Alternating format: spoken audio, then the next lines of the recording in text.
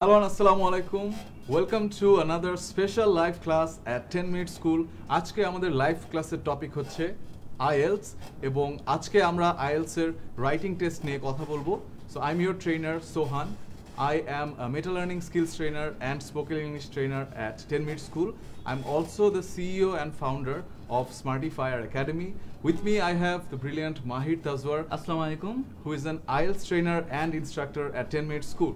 So চলে যাচ্ছি আমরা আমাদের টপিকে আইএলটিএস এর আগে আমরা তিনটা সাবটেস্ট এবং রাইটিং সাবটেস্টের ফার্স্ট পার্ট নিয়ে আলোচনা করেছি আজকে আমরা রাইটিং পার্টের সেকেন্ড যে টাস্ক 2 সেটা নিয়ে বিস্তারিত আলোচনা করব তার আগে আমরা ছোট্ট করে জেনে নেই যে আইএলটিএস রাইটিং টেস্টে আসলে কি করতে হয় তার আগে তোমরা কে কোথা থেকে ক্লাস করছো কোন জেলা থেকে ক্লাস করছো কোন ইনস্টিটিউশন থেকে ক্লাস করছো সেটা আমাদের এখনই কমেন্ট সেকশনে জানিয়ে দাও এন্ড তোমাদের কোনো কোয়ারিজ ও সাজেশন থাকলে অবশ্যই আমাদের সাথে কমেন্ট সেকশনে জানিয়ে দিবে আগে যে লাইভ ক্লাসগুলো ছিল হয়তো আমরা অনেক কোশ্চেনের উত্তর দিতে পারি নাই টাইম কনস্ট্রেন্টের কারণে তোমরা আজকে তোমাদের কোশ্চেনগুলো করো আমরা অবশ্যই চেষ্টা করব সেগুলোর উত্তর দেওয়ার এবং অবশ্যই লাইভটি শেয়ার করতে ভুলো না thank you so Abdul Kader Liton বলছে love you bro yes we love you too Liton ওয়ালাইকুম আসসালাম শাহানা এবং আমি দেখতে পাচ্ছি তোমরা অনেকেই ফ্রেন্ডদেরকে ট্যাগ করছো so that's a very good practice please tag your friends share this video যাতে করে তারা ওই স্পেশাল লাইভ ক্লাসটি করতে পারে এবং যারা সামনে আইএলটিএস দেওয়ার জন্য প্রিপারেশন নিচ্ছে আইএলটিএস দেওয়ার কথা ভাবছে জানে না যে কিভাবে পড়তে হবে বা প্রিপারেশন নিতে হবে তাদের জন্য এই ভিডিওটা অনেক এফেক্টিভ হবে সো আমাদের লাইভ ক্লাসটা শেয়ার করে দাও এখন আমরা রাইটিং টেস্ট নিয়ে কথা বলা স্টার্ট করি So, IELTS writing test. If you have attended our previous live class, then you already know what IELTS writing test is. IELTS writing test is basically a test where your English proficiency and knack will be judged and marked. In IELTS writing test, two tasks will be given, task 1 and task 2, and the questions will be provided there. You will have to write the answers of those questions in English, and based on your proficiency in English, you will be marked and assessed by a certified examiner. IELTS task 1 and task 2 task 1 এর word limit হচ্ছে 150 words that is minimum 150 ওয়ার্ডস কিন্তু লিখতে হবে তোমাকে and এটার একটা maximum limit হয়ে থাকে যেটা হচ্ছে গিয়ে अराउंड 180 টু 200 সো 150 ওয়ার্ড থেকে 250 ওয়ার্ডস পর্যন্ত 150 ওয়ার্ডস থেকে 180 ওয়ার্ডস পর্যন্ত তোমার টাস্ক 1 লিখতে হবে হোয়ারএস টাস্ক 2 তে 250 ওয়ার্ডস থেকে 280 ওয়ার্ডসের মধ্যে তোমার লিখতে হবে এবং সীমাবদ্ধ থাকতে হবে বিকজ এর কম লিখলে তুমি মার্কস ডিডাক্টেড হবে এর বেশি লিখলেও মার্কস ডিডাক্টেড হবে টাইমিং আমরা এখন একটা ওভারভিউ করে ফেলি আমরা তো অনেকগুলো লাইভ ক্লাস করে ফেললাম এখন আমরা একটা ওভারভিউ করি রিডিং এর টাইম কতক্ষণ সেটা আমাদের কমেন্ট সেকশনে জানাও লিসেনিং এন্ড স্পিকিং এর টাইম কতক্ষণ রিডিং এর টাইম হচ্ছে 60 মিনিটস ওয়ারএস লিসেনিং এর টাইম হচ্ছে 40 মিনিটস 30 মিনিট অডিও প্লে করানো হবে and 10 minute you will get to transfer your answers from the question paper to the answer script and speaking এর time usually vary করে এটা 10 minutes থেকে 14 মিনিটসের মধ্যে সাধারণত হয়ে থাকে এখন রাইটিং এর পার্ট রাইটিং এর টাইম হচ্ছে 60 মিনিটস দ্যাট ইজ 1 আওয়ার এটাকে এখন কিভাবে ডিভাইড করবে এটা অ্যাকচুয়ালি তোমার উপর কোয়েশ্চেন তোমাকে দিয়ে দেওয়া হবে এখন তুমি যেভাবে অ্যান্সার করতে চাও টাস্ক 1 এর জন্য ইউজুয়ালি আমরা 20 মিনিটস ব্যবহার করে থাকি টাস্ক 2 এর জন্য 40 minutes but it is not fixed at all you can manage your own time and যেভাবে মনে হয় যে তুমি সুন্দর মতো অ্যান্সার করতে পারবা যতটুকু লেখা উচিত সেই অনুযায়ী নিজের টাইমকে ডিভাইড করে নিতে পারো অ্যাট ইউর ওন উইল তবে একটা জিনিস এখানে লক্ষণীয় সেটা হচ্ছে যে 1 ঘন্টা যেহেতু সময় এবং একটা পার্টে আমাকে 150 ওয়ার্ডস বলা হচ্ছে এবং আরেকটা পার্টে 250 ওয়ার্ডস বলা হচ্ছে সো ডেফিনেটলি আমরা কি করব যে পার্টটাতে একটু বেশি লিখতে হচ্ছে সেখানে আমরা টাইমটা বেশি রাখবো এর কারণেই হচ্ছে 20 মিনিটস 40 মিনিটস ইউজুয়ালি ডিভাইড করা হয়ে থাকে এইজন্যই করা সো আমরা কমেন্টে একটু পড়ে নেই অনেক কমেন্ট চলে আসছে থ্যাংক ইউ সো মাচ যারা কমেন্ট করছো ইশতিয়াক আলম ফাহিম বান্দরবন থেকে সুমাইয়া আফরিন সাফা ঢাকা মিরপুর থেকে জ্যোতির্ময় বিষ্ণু সাইদপুর নীলফামারী থেকে আমাদের ক্লাস করছো শিবলি নোমান মুন্সিগঞ্জ থেকে এনায়েত হোসেন চাঁদপুর থেকে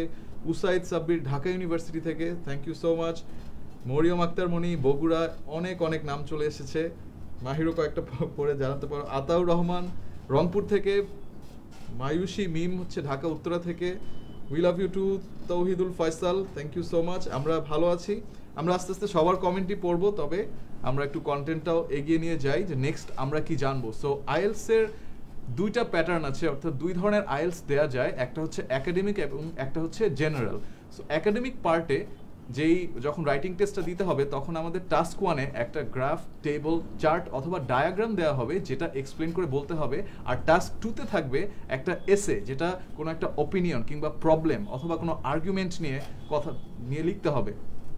আর এটার সাথে জেনারেল পার্টের ডিফারেন্স হচ্ছে এটাই যে জেনারেল পার্টের টাস্ক 1টাতে আমাদেরকে একটা লেটার লিখতে হবে যেটা ডিফারেন্ট ধরনের ইস্যু হতে পারে। It can be a formal, semi formal or even an informal letter. এটার ব্যাপারে আমরা বিস্তারিত আলোচনা করেছি আমাদের writing special live class part 1-এ, যেটা ফেসবুকে available and soon will be uploaded to YouTube, সেটা তোমরা দেখতে পারো। কোর্স এবং টাস্ক 2টা কিন্তু সেম থাকছে, জেনারেল হোক কিংবা একাডেমিক হোক, দুটাতেই টাস্ক 2 আমাদের লিখতেই হবে, যেখানে ম্যাক্সিমাম ওয়ার্ডস হচ্ছে 250 এবং আইডিয়ালি 40 মিনিটস স্পেন্ড করতে হবে। নেক্সট পার্টে যাওয়ার আগে তোমাদেরকে একটা প্রশ্ন করতে চাই যে তোমার আইএলটিএস এর টার্গেট স্কোর কত, সেটা আমাদেরকে কমেন্ট সেকশনে লিখে জানাও। এবং আমরা স্ট্র্যাটেজি পার্টে যাওয়ার আগেই এই ভিডিওটি শেয়ার করে দাও তোমার টাইম লাইনে, এবং তোমার কোনো বন্ধু যাকে তুমি জানো যে আইএলটিএস পরীক্ষার জন্য প্রিপারেশন নিচ্ছে তাকে ট্যাগ করে দাও এখানে, যাতে করে সে এই লাইভ ক্লাসটা দেখতে পারে এবং তার হেল্প নিতে পারে। সো আমাদেরকে জানাও তোমার আইএলটিএস এর স্কোরটা, টার্গেট স্কোর কত। এবারে আমরা যাচ্ছি নেক্সট পার্ট, সেটা হচ্ছে টাস্ক 2 এর কোয়েশ্চেনগুলোর টাইপ কি কি হতে পারে। খুবই ইম্পর্টেন্ট পার্ট। সো 4টা টাইপের কোয়েশ্চেন আসতে পারে। একটা হতে পারে অ্যাগ্রি অথবা ডিসএগ্রি, অর্থাৎ একটা টপিক দেওয়া হলো এবং তোমাকে বলা হলো তুমি কি অ্যাগ্রি করবে নাকি ডিসএগ্রি করবে। অ্যাডভান্টেজ ডিসঅ্যাডভান্টেজ থাকতে পারে, সেখানে একটা ডিসিশনের ভালো দিক বা খারাপ দিক নিয়ে আলোচনা করা লাগতে পারে। Both point of views discussion করা লাগতে পারে, একটা পয়েন্টেরই দুই দিক এক্সপ্লেন করতে হতে পারে, এবং কোনো একটা প্রবলেম অথবা সলিউশন দিয়ে বলা হতে পারে যে এটা নিয়ে তোমার মন্তব্য কি কিংবা সলিউশনটা কি হতে পারে সেটা নিয়ে এক্সপ্লেন করে। আমরা সামনে ডিটেইলে আরো এক্সপ্লেন করব। সো চলে আসছি পরের পার্টে। তার আগে অনেকেই তাদের টার্গেট স্কোর জানিয়েছে। পমি লিখেছে 7, Huzaifa 8.5, very good. Rabiul 8, Zanifa 7, Ridoy Hassan 9. That's a quite good target. Ambitious, good to be ambitious. Ashraful Islam 8.5, Natasha 7, Jibon Roy 8, Durjoy Das Oyon 7.5, Lubna Jahan 8. Inshallah, if you work hard, আমাদের ক্লাসগুলো follow করো, আমাদের কুইজগুলো regularly দাও, and if you practice enough, I don't think it will be hard for you to achieve your target score at all. Yes. 9টা পাওয়া একটু hard হবে। 9 পাওয়া is really tough. सबकी किस्मत में नहीं होता है। So yeah, there's that. So আমরা চলে যাচ্ছি অ্যাগ্রি বা ডিসএগ্রি। এখন আমরা চলে যাব আমাদের কোয়েশ্চেন টাইপ পার্টে, দ্যাট ইজ যেটা সবচেয়ে ইম্পর্টেন্ট, যেটা সবার সবচেয়ে কনফিউশন থাকে যে কোয়েশ্চেন টাইপ কিভাবে বুঝবো, কি টাইপের কোয়েশ্চেন দেয়া হচ্ছে আমাদের টাস্ক 2-তে, আমরা কিভাবে বুঝবো সেটা। এখন আমরা এটা এক্সাম্পল দিয়ে তোমাদের বিস্তারিত সেটা আলোচনা করব। সো চলো চলে যাই আমরা কোয়েশ্চেন টাইপে অ্যাগ্রি ডিসএগ্রি, যেটাকে আমরা আর্গুমেন্টেটিভও বলে থাকি। এটা একটা এক্সাম্পল দেওয়া আছে। এক্সাম্পলটা হচ্ছে some people believe that unpaid community service, that is voluntary work, should be a compulsory part, a mandatory part, that is বাধ্যতামূলক, of high school programs, that is academic পার্টের একটা অংশ হবে, and it should be mandatory. অনেকে that is এই স্টেটমেন্টটা দেওয়া আছে যে অনেকে মনে করে, এক্সাম্পল দেওয়া আছে লাইক চ্যারিটির জন্য কাজ করা, নেইবারহুডের জন্য কাজ করা, অথবা জুনিয়র কাউকে পড়ানো। এখন to what extent do agree or disagree to this? So তোমার কাছে কিন্তু একটা ওপিনিয়ন চেয়েছে, তুমি কি অ্যাগ্রি করো, ডিসঅ্যাগ্রি করো, কতটুক করো। সো আমরা এসএতে কি করতাম ছোটবেলায়, ইন্ট্রোডাকশন, বডি, কনক্লুশন। আইএলটিএসও কিন্তু not that different from that, কিন্তু কিছুটা ডিফারেন্স আসবে বিকজ এটা সিচুয়েশন বেসড এক ধরনের এসে। এখানে তোমাকে একটা স্টেটমেন্ট দিয়ে দিবে অ্যান্ড তোমার কাছে তোমার ওপিনিয়নটা চাবে। সো ফার্স্ট ইন্ট্রোডাকশনে you will have to paraphrase what's given here, that is স্টেটমেন্টটা, এই স্টেটমেন্টটা you will have to paraphrase. After that তোমার বলতে হবে, অ্যান্সার দিতে হবে, do you agree or disagree, agree করলেও কত দূর অ্যান্ড ডিসঅ্যাগ্রি করলেও টু হুইচ এক্সটেন্ট। সো তুমি কিন্তু এই লাইনে তোমার অ্যান্সারটার ওপিনিয়নটা দিয়ে দিচ্ছ না, because you are already agreeing or disagreeing to the statement that has been given to you. This is called thesis statement, which is the most important part of IELTS writing exam, especially in argumentative type. এখানে তুমি তোমার অ্যান্সারটা দিয়ে দিবা, and you have already understood the introduction part consists of two part, paraphrasing the statement that has already been given to you, and the thesis part যেটাই তুমি তোমার ওপিনিয়নটা দিবা। After that comes the body part. Body পার্টকে তুমি body 1 body 2 দুই ভাগে ভাগ করবা। এখন আমি বডি 1-এ কি দিব, বডি 2-তে কি দিব। বডি 1-এ if you are agreeing সেটা লজিকগুলো দিবা, if you are disagreeing তুমি সেটা লজিকগুলো দিবা। দ্যাট ইজ ইমিডিয়েট যে নেক্সট প্যারাগ্রাফটা সেটা হবে তুমি যেটা অ্যাগ্রি করেছো, that is your opinion based. তুমি যে ওপিনিয়নটা চুজ করেছো সেটা লজিকগুলো কি, রিজনগুলো কি, এটা তুমি বডি 1-এ দিবা। বডি টুতে এগেইনস্টে তুমি যেই লজিকটা চুজ করো নাই সেটার কিছু পয়েন্ট তুলে ধরবা, অ্যান্ড লাস্টে যে কনক্লুশনে অবশ্যই তোমার এটা বলতে হবে যে these are the reasons for which you chose to agree যে unpaid community service should be a compulsory part, or you chose to disagree যে no, unpaid community service or voluntary service should not be a compulsory or mandatory part of high school program. So তোমরা already বুঝতে পারছো introduction, body 1, body 2, conclusion. Remember, whether you agree or disagree, এটা তোমার উপর entirely. The teacher or the instructor is not there to judge your mentality. He or she will only judge you whether you can justify your answers in proper English or not, the answer that you choose. So go ahead and choose that option which you can describe the best and English perfectly তুমি সেই অ্যান্সারগুলো elaborately বলতে পারবা, সেই লজিকটা আর সেই লজিকে অ্যান্সারটা choose করবা, ওপিনিয়নটা চুজ করবা।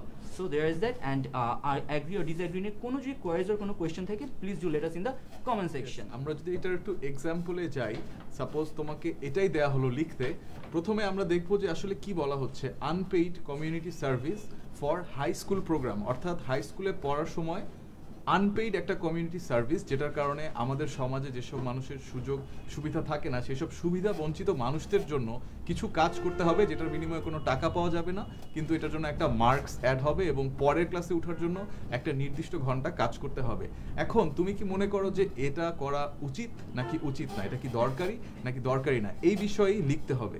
সো আমরা অ্যাগ্রি করার ক্ষেত্রে বলতে পারি যে যদি স্টুডেন্টরা তাদের কমিউনিটিতে গিয়ে কাজ করে, তখন সে যখন একটা বস্তির ছেলেকে কোনো ধরনের ক্রিকেট খেলা শেখাচ্ছে কিংবা একটা অঙ্ক করা শেখাচ্ছে, সে বুঝতে পারছে যে মানুষজন কত কষ্টের মধ্যে থাকে এবং তখন তার মধ্যে এমপ্যাথি, কম্প্যাশন তৈরি হবে এবং তার ইমোশনাল ইন্টেলিজেন্স বাড়বে। আবার ডিসএগ্রিমেন্টের ক্ষেত্রে আমরা সহজেই বলতে পারি যে যদি আনপেইড হয় ব্যাপারটা, তাহলে অনেকে এটাতে মোটিভেটেড ফিল করবে না, কেননা তাদের কাছে মনে হবে যে তাদেরকে খাটিয়ে নেওয়া হচ্ছে। So what you can do is you can chalk down the points দুই সাইডেরই, যেটা স্ট্রঙ্গার হবে go for that point and then describe that right after the introduction part since you are agreeing to that part, and যে part weaker সেটা body টুতে দিয়ে লাস্টে কনক্লুশনে বলে দাও যে হ্যাঁ এর কারণে আমি মনে করি he or she should be a part of the voluntary activity or he or she should not be a part of the voluntary activity, whichever you choose you are independent to do that. তাহলে মাহির আমাদের চারটা যদি paragraph হয়, ফার্স্টে introduction, তারপর agreement related যত logic, যত body 1, body 1 এ, body 2 তে গিয়ে আসছে ডিসএগ্রিমেন্ট, কেন আমি ডিসএগ্রি করছি, এবং লাস্টে গিয়ে কনক্লুশন। আমরা কিছু আমাদেরকে তোমাদের যদি কোনো কনফিউশন থাকে, কোনো ধরনের কোশ্চেন থাকে, রিয়াজুল ইসলাম কিশোরগঞ্জ থেকে জয়েন করেছে, Mohammad Sakib Hossain hi there, MD Saiful Islam Cumilla থেকে, খায়ুম খান বলেছে my band score target is 6 which is really easy to achieve if you work hard. Naznin Akhtar Pomi, thank you for mentioning someone else. Khayum Khan, how can I improve reading section? আগে একটা question answer করে নি, কারণ এটা একটু urgent মনে হচ্ছে। যে মোহাম্মদ সালে পাভেল বলছে যে এইটা সাবজেক্টটাও বুঝতে পারছে না এবং এটা কি এইচএসসি তে ইউজ করা যাবে কিনা। না সালে, এটা এইচএসসি তে ইউজ করা যাবে না। IELTS আসলে একটা স্পেশালাইজড এক্সামিনেশন, যেটা an English proficiency exam which you will need to go abroad, বাইরে পড়াশোনা করতে যাওয়ার জন্য। It will serve you as a requirement for your English proficiency, that is তুমি কতটুকু English proficiency, and if you can communicate with the people there abroad, এটা এক ধরনের টেস্ট যেটা তোমার সেটা জাজমেন্টটা দিয়ে থাকে। যে জন্য এটা আগে নিলাম যে যদি তোমার এইচএসসি সামনে থাকে দেন এই ভিডিওটা তুমি লিংকটা সেভ করে রেখে দাও, পরে পরীক্ষা শেষে দেখো, এখন এটা তোমার জন্য আর্জেন্ট না। খায়ুম খান কমেন্ট করেছে how can I improve reading section.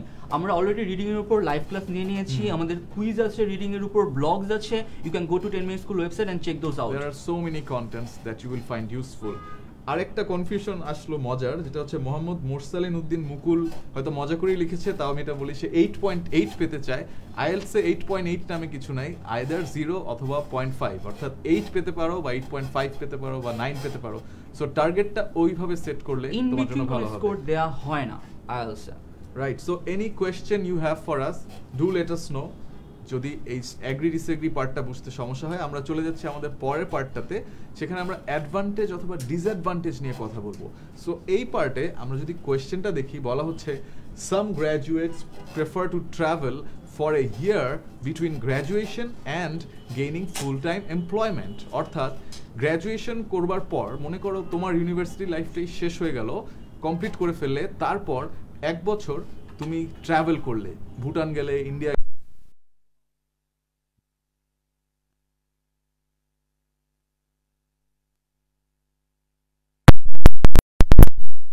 ভালো দিক কি এবং খারাপ দিক কি, অ্যাডভান্টেজ এবং ডিসঅ্যাডভান্টেজ, এটাই তোমার কাছে জানতে চাওয়া হয়েছে।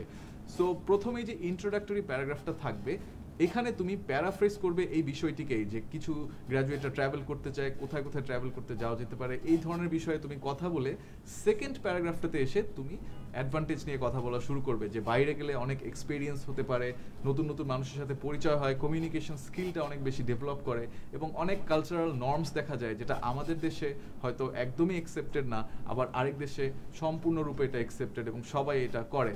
বিশেষ করে একটা খুব মজার এক্সাম্পল হচ্ছে যে ইন্ডিয়াতে সাউথের দিকে, তামিলনাড়ুর ওসব জায়গাতে আমরা যখন হ্যাঁ বলি তখন আমরা মাথা উপর থেকে নিচে নাড়াই, আর ওরা যখন না বলে তখন ওরা মাথা উপর থেকে নিচে নাড়ায়, এবং ওদের যখন হ্যাঁ হয় তখন আমরা যেটা না এর সময় বলি সেটা ওরা করে। So it's totally the opposite.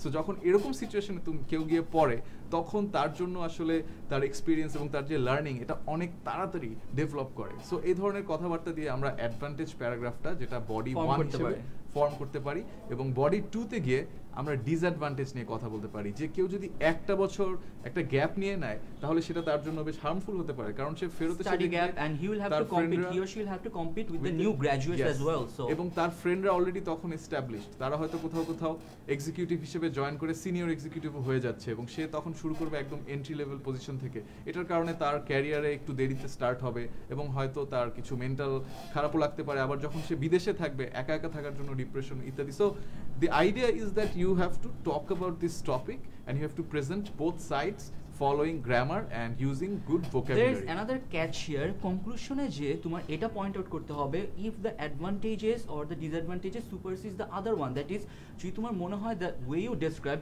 advantage গুলা stronger than the disadvantage, so your advantages, the points or logics of the advantage is superseding the disadvantages, so সেটা যে কনক্লুশনে মেনশন করতে হবে, the one that is stronger and that you support whether is advantageous or is disadvantageous. So the way you are writing, ওইটার উপর depend করে you have to choose a side conclusion যে, and you have to write your opinion based on that. Right. So এখানে যাতে অবশ্যই coherence of thought থাকে, এটা নিয়ে আমরা পরে আরো ডিসকাস করব। একটা কোয়েশ্চেন নিতে চাই।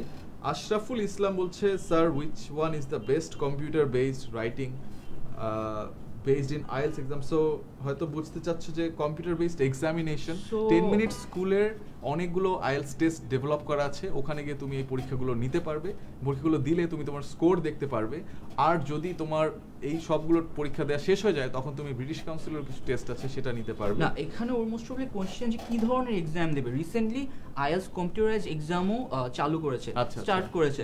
So it basically comes down to you, তুমি কি পেপার বেস দিবা নাকি কম্পিউটার বেস দিবা। অলরেডি আমাদের লিসেনিং এন্ড রিডিং কুইজেস আছে ওয়েবসাইটে, you can just go there and give the quizzes and then you can understand whether you are comfortable giving the quizzes over there on the computer screen, because most of us are not.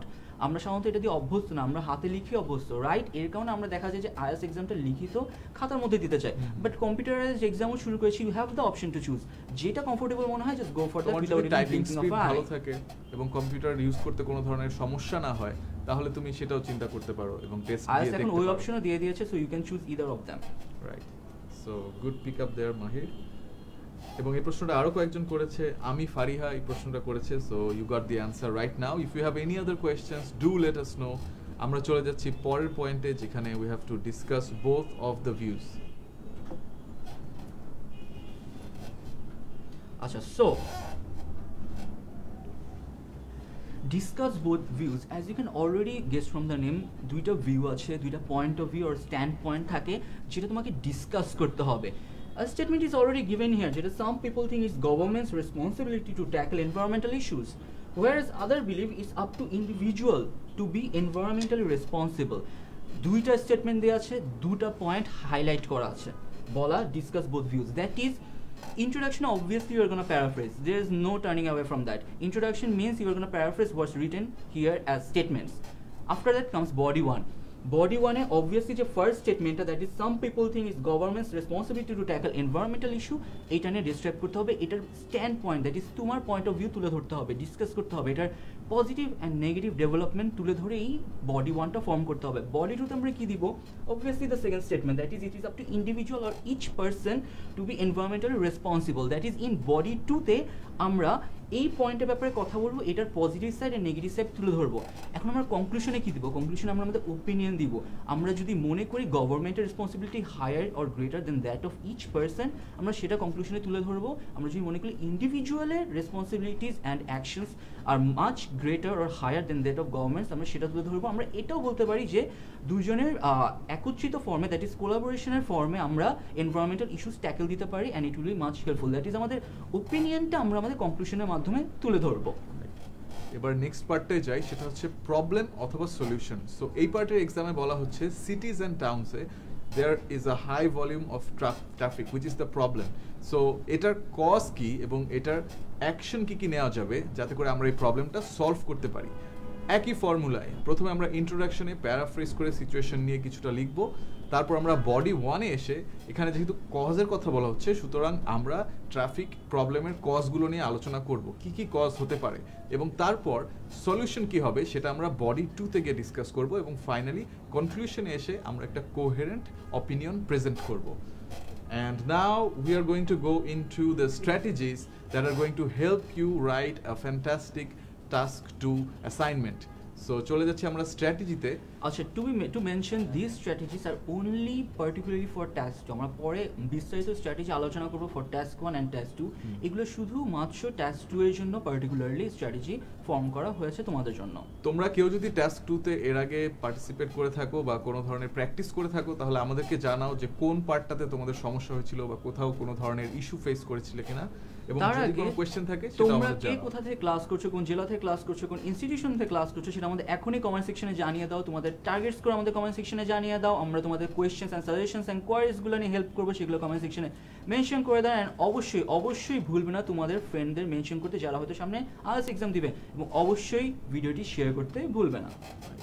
So task 2তে ফার্স্টে আমরা discuss করলাম, এটা নিয়ে খুব বেশি কথা বলার নেই। You have to write within 250 words. যদি মনে করো যে এক্সিড করেই যাচ্ছে, যে অনেক চেষ্টা করেও পারলাম না 250-র মধ্যে রাখতে, 300 ওয়ার্ডসের বেশি কিন্তু যাওয়াই যাবে না, তাহলে কিন্তু খুবই খারাপ একটা ইমপ্রেশন তৈরি হবে, শুরু হয়ে যাবে। সো নেক্সট পার্টটা হচ্ছে টাস্ক 2 স্ট্র্যাটেজিস। নাম্বার 1 হচ্ছে 250 ওয়ার্ডস এবং সেটা 300 ওয়ার্ডসের নিচেই রাখতে হবে। Number 2, strategy. When trying to write an argument essay or argumentative essay, try to stand firm on one side. Either you agree with the problem in question or you disagree. Don't take the middle ground. That is, আমরা already agree disagree, যেটা কিন্তু argumentative type। আমরা কি ওখানে বলে আসছি না to what extent you agree or disagree, that you have to choose a side, you will have to opinion, you have to give your opinion, একটা সাইড চুজ করতে হবে। এখানে কিন্তু সেটার কথাই বলা হচ্ছে, you need to choose one particular side and সেটা নিয়ে তার ইমিডিয়েট ফলোয়িং প্যারাগ্রাফে সেটা নিয়ে বর্ণনা করতে হবে, তারপরে প্যারাগ্রাফে তার অপোজিট সাইড নিয়ে বর্ণনা করতে হবে, অ্যান্ড কনক্লুশনে যে বলতে হবে why you chose that particular side. That is, you don't have the option to be diplomatic. এটা মিডল গ্রাউন্ড চুজ করা যাবে না। তোমাকে বলা হয়েছে, এটা কোয়েশ্চেন করা হয়েছে, তোমার ওপিনিয়ন চাওয়া হয়েছে, and you have to choose a side whether you agree or disagree to the given statement that has been provided in your question. So don't take middle ground, choose one answer and then based on that write your logics. Right. So next part 3 নম্বর হচ্ছে যখন তুমি example দেওয়ার চেষ্টা করছো, এক্সাম্পলটা যত specific দেওয়া যায় তত স্পেসিফিক। সো আমরা হয়তো সিটির কথা বলছি বা টাউনের কথা বলছি, সেটা না বলে আমরা ডিরেক্ট ঢাকা সিটির কথা বলবো। আমরা এক্স্যাক্ট এক্সাম্পল নিয়ে কথা বলবো। যখন প্রবলেম কিংবা সলিউশনের কথা বলা হচ্ছে, ট্রাফিক জ্যাম কেন হয়, আমরা বললাম যে অনেক বেশি মানুষ হলে ট্রাফিক জ্যাম হয়। That's not a specific thing. আমাদেরকে স্পেসিফিক্যালি বলতে হবে যে এই পার্টিকুলার শহরে যখন অনেক বেশি মানুষ থাকে এবং যখন সকাল 8টার সময় এতজন মানুষ বের হয়, তখন ওখানে অফিস যাওয়ার কারণে মানুষজনের ট্রাফিকের একটা প্রবলেম তৈরি হয় এবং তখন অনেক বেশি কনজেস্টেড হয়ে যায় রাস্তাঘাট। এভাবে আমাদেরকে আসলে এক্সপ্লেন করে স্পেসিফিক এক্সাম্পল দিয়ে বোঝাতে হবে। আমরা ভেগভাবে বোঝালে সেটা কখনোই ভালো চোখে দেখা হবে না। The next one, number 4, try using real examples more often which you might have heard in the news lately or read on the internet. as they sound more authentic than made up example. You always have the opportunity to improvise. Made up কথাটা use করা ঠিক হবে না, you improvise and make something up যেটার কারণে তুমি একটা example দিবা, কজ আমাদের এক্সাম্পল টেস্ট টুতে প্রোভাইড করতেই হয়, এক্সাম্পল না দিলে মার্কস কিছুটা কমে যায়, এক্সাম্পল দিতেই হবে। But you be realistic, don't be surreal যে আমার ইনস্ট্রাক্টর না মনে হয় he or she is just making that up, it's surreal, এটা কোনো পসিবল না রিয়েল লাইফে। তো বলে ফেললে যে ঢাকা শহরে 3 কোটি মানুষ থাকে, exactly there are 3 crore people living in Dhaka city, that's a wrong information. So actually the hack is to be updated about recent news, and if you look at all the topics of task 2 IELTS এর যে কেমব্রিজের বইগুলো আছে ওখানে task 2 অনেকগুলো example থাকে, so ওগুলো দেখলে কিন্তু বোঝা যায় যে এই ইস্যু বা এই ইস্যু বা এই ইস্যু এর মধ্যেই ঘোরাঘুরি করছে। সো কিছু ইনফরমেশন আসলে আগে থেকে মুখস্থ করে জেনে গেলে তখন রেলেভেন্ট অ্যানসার দেওয়াটা সহজ হয়। And you don't even have to mention the statistics if you are not sure, just বলে দাও most of the people of Bangladesh live in Dhaka city, most দিয়ে describe করে দাও, you don't have to be specific if you are not sure. Right. If you use statistics and that is false and surreal, then the examiner will get the impression that you just made things up and he or she will automatically decrease your marks. So be careful about that. Keep that in your mind. এরপরের পার্টটা হচ্ছে irrelevant information না দেয়া, অর্থাৎ IELTS এর যেই আমরা task 2 তে আছি, টাস্ক 2 তে ট্রাফিক জ্যাম নিয়ে কথা হচ্ছে, সেখানে আমি যদি পভার্টি অফ বাংলাদেশ কিংবা ম্যাল নিউট্রিশন মানে অন্য কিছু নিয়ে এসে জাস্ট আমার এসেটাকে ভারী করার চেষ্টা করছি, সেটা যদি করি তাহলে কিন্তু ইনস্ট্রাক্টর খুবই বিরক্ত হবেন এবং উনি মার্কস ডিডাক্ট করবেন। সো এটা দেখাই হচ্ছে এই টেস্টের উদ্দেশ্যটাই হচ্ছে যে তুমি কত গুছিয়ে এবং কতটা কোহেরেন্টলি ইনফরমেশন প্রেজেন্ট করতে পারো। এখানে কত বড় করে লিখলাম সেটা তেমন কোনো ভূমিকা পালন করবে না। এক্স্যাক্ট যে 250 ওয়ার্ডস দেওয়া আছে তার মধ্যে ঠিকভাবে শেষ করতে পারলেই তোমাকে প্রপার মার্কস দেওয়া হবে। সো অনেক সময় হয় যে আমরা ভাবি যে এনাফ আর্গুমেন্ট তো আসলো না, এটাও হয়ে যায় যে পরীক্ষার হলে বসে নার্ভাসনেসের কারণে হয়তো বা ল্যাক অফ নলেজের কারণে হয়তো মনে হয় যে আচ্ছা বেশি কিছু তো লিখতে পারতেছি না। So in that case don't feel pressurised to write anything that comes to your mind, irrelevant কিছু যাতে না হয় একটু চিন্তা করে নাও, আলাদা করে তুমি যেখানে খাতার আলাদা পেজ পাওয়া যায় সেখানে তুমি একটু তোমার চিন্তাগুলো জট ডাউন করে নিতে পারো যে আমি এই টপিক নিয়ে বলবো। কিছু টাইম সামনে রাখো, দ্যাট ইজ টাস্ক 2 শুরু করার আগে 2 মিনিট চিন্তা করো যে আমি কি নিয়ে লিখবো, কি পয়েন্ট পুট ডাউন করবো, কোন পয়েন্ট আমার স্ট্রঙ্গার, অ্যাডভান্টেজ নাকি ডিসঅ্যাডভান্টেজ, প্রবলেম সলিউশন, এই পয়েন্ট আউট করো, দেন ব্রেইনস্টর্ম করে then organise your writing, then যে শুরু করো। Don't think or try to brainstorm while you are writing, দুইটা টাস্ক একসাথে করাটা খুবই tough. So first think, write it down, rough করে রাখো, and then start writing and structure your essay. Right, so আমরা চলে যাচ্ছি পরের পয়েন্টটাতে। So you should try two structure your এসে ইন 4 প্যারাগ্রাফস। অলরেডি আমরা 4টা টাইপের পুরোপুরি বর্ণনা এক্সাম্পল সহ দিয়ে আসছি। কি বলেছি আমরা? Introduction, body 1, body 2, conclusion. So that's what you should be doing. 4 প্যারাগ্রাফে স্ট্রাকচার করো তোমার essay, introduction part, body 1, body 2, conclusion. অনেকে 5 প্যারাগ্রাফসও করে, হুইচ ইজ অল রাইট। অনেকে নিজের ওপিনিয়নটা এক্সপ্রেস করার জন্য যে ওয়েদার অ্যাডভান্টেজেস পয়েন্টসগুলো ডিসঅ্যাডভান্টেজকে সুপারসিড করছে নাকি অর বেটার নাকি, সেটার জন্য আলাদা একটা পয়েন্ট করে, that is body 3, which is all right. But then again you should be sticking to 4 paragraphs, but don't exceed 5 paragraphs at all, তখন মার্কস ডিডাক্টেড হওয়া শুরু করে। এবং পরের পয়েন্টে একটু কন্ট্রাডিক্টরি, যে যদি তুমি মনে করো যে আরেকটু কিছু লেখা যেত যেটা আরেকটু ভ্যালু অ্যাড করতো, তাহলে একটা 5th প্যারাগ্রাফ তুমি করতে পারো, কিন্তু অবশ্যই মনে রাখতে হবে যাতে 300 ওয়ার্ডস তুমি কোনোভাবেই এক্সিড না করো।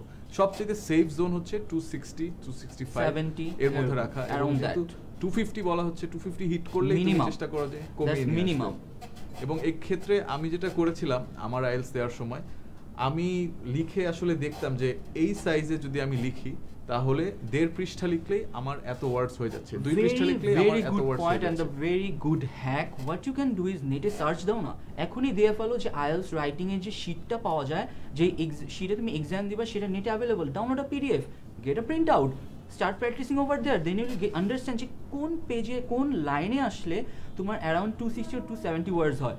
রিমেম্বার দ্যাট লাইন, এক্সাম যখন দিবে তখন তুমি বুঝবে হ্যাঁ অ্যারাউন্ড এখানে এসে আমার 270 to 80 ওয়ার্ডস হয়েছে, then stop there. You need to create that idea যে কতটুকু লিখলে তোমার কতটুকু ওয়ার্ডস হয়, because you won't get the luxury to count each and every word IELTS exam due to time constraint. So keep that in mind, practice, and while you practice remember যে কতটুকু তোমার লিখতে হবে, and don't waste your time counting words. It's not really worth it, but then again remember 250 থেকে 280 ওয়ার্ডস এর মধ্যে লিখতে হবে। টিটু আক্তার জামান তুমি নামাজ নিয়ে একটু কনসার্ন, তুমি নামাজ পড়ে এসেও বাকি লাইভ ক্লাসটা দেখতে পারো এবং ক্লাসটা আসলে সেভ হয়ে গেলেও সেভ ফেসবুকেও সেভ থাকবে, ইউটিউবে আপলোড হয়ে থাকবে, you can always watch it later. Don't worry about that, it's fine. আরেকটা প্রশ্ন যেটা আই এম শিওর মাহির খুব সুন্দর অ্যানসার দিতে পারবে, রিফাত রাব্বি জানতে চাচ্ছে, should I do anything else with IELTS two go abroad? Should you do anything else with IELTS? That is অন্যান্য এক্সামের কথা বলছো, I guess. IELTS is basically English proficiency exam. এটা কিন্তু তোমাকে স্কলারশিপ পেতে হেল্প করবে না। ইটস বেসিক্যালি এমন এক ধরনের এক্সাম যেটা তোমাকে সার্টিফাই করছে that you are good in English and can communicate with the people living abroad, and that's why you can go abroad and can live there while communicating with the people already living there. অনেক ক্ষেত্রে যেরকম US এর ক্ষেত্রে GRE আর GMAT লেগে থাকে, ক্যানাডার ক্ষেত্রে just আইএলসটা লাগে। What you can do is যে ইউনিভার্সিটিতে যেতে চাও, mail that particular university, mail the administrator there, he or she will notify with everything that you need to go abroad and to get admitted in that particular university. According to my knowledge IELTS, ক্যানাডার ক্ষেত্রে IELTS আর TOEFL দিয়ে তুমি যেতে পারো, US এর ক্ষেত্রে GR is a must, ইউরোপের ক্ষেত্রেও আইএলস দেওয়া হয় শুধুমাত্র, অস্ট্রিয়ার ক্ষেত্রেও শুধুমাত্র আইএলস দেওয়া হয়। সো যে ইউনিভার্সিটি টার্গেট করছো, যে সাবজেক্ট টার্গেট করছো, এগুলো অ্যাকচুয়ালি ডিপেন্ড করে। ইমেল করো, ইমেল করলে তারা বলে দিবে। Administrator, যে কাউকে ইমেল করতে পারো, they are really responsive. Email them and ask your queries, they will respond to you, I hope.